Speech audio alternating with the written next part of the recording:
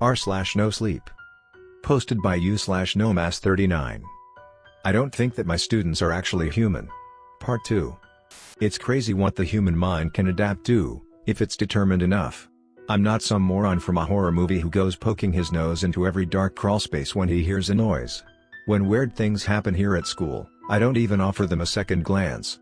I'm like a horse with blinders on, always looking ahead, never getting distracted. Something terrible may be going on here behind the scenes, but I figured that, if I just minded my own business and focused on my work, it would never touch me. And that tactic actually worked. Until last night. The moment I got to collapse on the couch at the end of every day was the only thing keeping me going. Once I was home, after all, I was certain I was safe from whatever was going on at work. I'd officially made it through another day. I'd been recuperating from my shift in standard fashion, wasting my life on the couch watching TV and drowning my woes in cheap beer, listening to the rain pounding on my roof, when something suddenly slapped me awake from my drunken stupor, the mention of the name William. I popped up in an instant, staring at the news report as if spellbound. They'd found his hand. And just as Katie had hoped, it was lacking all of its fingernails. Crews were being assembled to scout the woods for the rest of his body, and I prayed their search would lead them to the school. No dice. The hand had been found on a cliffside dozens of miles away. No foul play was suspected, only the ravages of nature. I watched as a forensic scientist speculated that a bear or coyotes either killed him, or consumed his body after death by some other cause, judging by the hints of tooth marks along the cut to static. I groaned, missing the days of CRT television, when all you had to do was give it a good smack on the side. I was just about to give up and go grab another beer when my phone started vibrating in my pocket like mad. One of those doorbell cameras had come with the house here, and it had just buzzed me with 6 notifications back to back. Each read the same: motion detected at front door. I opened the attached photo, and found myself dumbfounded. Again, static. It looked exactly like the black and white dominating my TV screen. I didn't even know those cameras could malfunction in that way. I tried to push the growing unease aside as I flicked through the photos, each as distorted as the last. Was a salesman at the door or something? If so, why couldn't I hear any knocking? And then I reached the 6th picture, and gasped with such shock that I dropped my phone. It was an eye.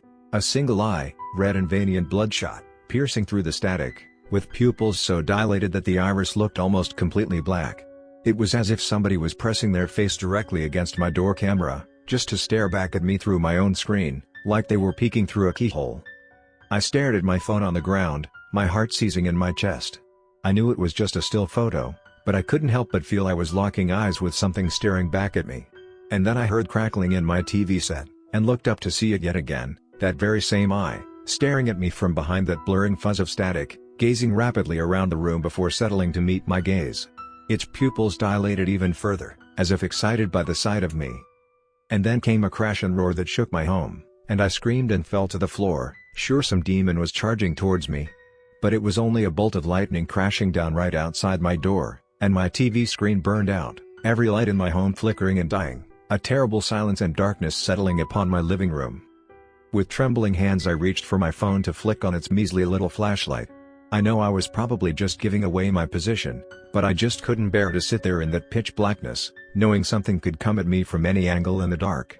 The faint outline of that black eye seemed to have burned itself into my phone screen, but I tried to ignore it. What was I supposed to do?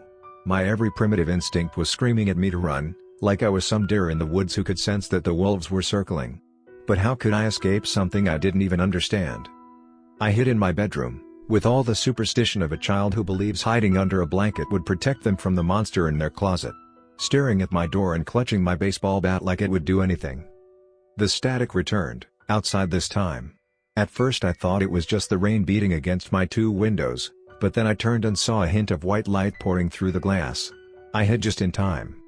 Something unfathomable walked slowly past my bedroom windows, which was doubly concerning given the fact I was on the 2nd floor. It had the shape of a man, I thought, at least the roughest silhouette. But it was composed entirely of static. Like a TV screen tuned to a dead channel, screeching that static screech and bathing my room in that flickering white light. Even when it passed, I stayed hidden, too scared to move, to breathe, to even think. Tears were streaming down my face. I couldn't stop shaking all over. And then I screamed and jumped to my feet when my bedroom computer screen suddenly blared to life, roaring with the crackle of static that felt like an ice pick working its way into my brain. And from that static, something began to emerge. Almost like it was oozing from the computer screen before morphing into a solid shape. I dropped to my knees and covered my ears, screaming and pounding my head. Nothing worked. The static just kept getting louder and louder. There it was, floating above me. Something that mockingly disobeyed every rule of God and nature with its very existence. And through the flickering static it was composed of, I caught glimpses of eyes, thousands of them, all bloodshot and black, staring daggers into my soul. It floated ever closer, its flickering hands reaching out as if ready to settle around my neck. I remembered the way William wailed in the woods. I wondered if I'd sound similar. But when its grasp was only an inch away, it froze in its tracks. And I heard a floorboard creak from my bedroom door, which now stood ajar. It was the Hastings twins. They settled their emotionless gaze upon the impossible creature, and opened their mouths to speak for the first time. But not in words. Instead, that same horrible static came rumbling up their throats in unison. And the creature crackled back at them, as if they were having a conversation, no, an argument. And once it was settled, the thing hovering above me seemed to begrudgingly flicker out, like a TV set being switched off. And the Hastings, too, nodded before disappearing back into the blackness of the hallway, the sound of their footsteps stopping abruptly as if they vanished into the dark itself. The lights flicked back on. Everything went back to normal in an instant. And once again, I'd been left alone to agonize after having witnessed the impossible. I don't want to go into the self-destructive spiral that was the rest of that night. Crying and dancing and drinking and stumbling around the house like I was commemorating my brush with death. I didn't know what to feel. Relieved or horrified or upset. I was crying one moment and laughing the next.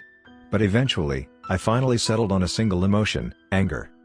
My knuckles had almost turned white from how hard I'd been gripping the steering wheel as I tore through that dark and stormy night. I slammed my brakes in front of the school, and looked up at it with a swirling drunken hatred. And there, a faint light from the headmistress' office, just like there always was, even long after everyone else had gone home for the night. It was like she never slept. The headmistress was a woman of sunken cheeks and sharp, angular features, harsh yet faultless like she had not been born but was rather a sculpture chipped out of marble by some Renaissance master. She sat at her dreary candlelit desk in anticipation when I stormed in, as if she'd been expecting me. "Mr. Vermeil," she greeted. "How may I help you?"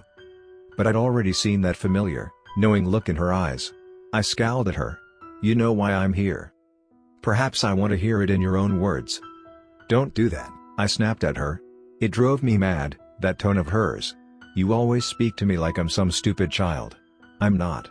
You aren't pulling the wool over my eyes anymore." Her brows raised almost imperceptibly. Did she not even realize she'd been doing that? Or was she just surprised I'd called her out? "My apologies." She composed herself. "Please, state your piece." I sat down across from her, collecting my thoughts. "Now, I have put up with a hell of a lot for this job. Not for you, and not for the money. For the kids. But there's something wrong going on here, and I am not going to let you tell me everything's fine and dandy. Not this time." I jabbed a finger at her. "Every man has his limit. And having some godforsaken thing busting into my home in the middle of the night. That's... I am already aware of this intrusion, Mr. Vermeil, and you have my sincerest apologies. It is unprecedented in the history of this initiative," she said in that same even-handed tone. "A parent was upset with the Hunter incident from the other week, and somehow deemed you worthy of the blame.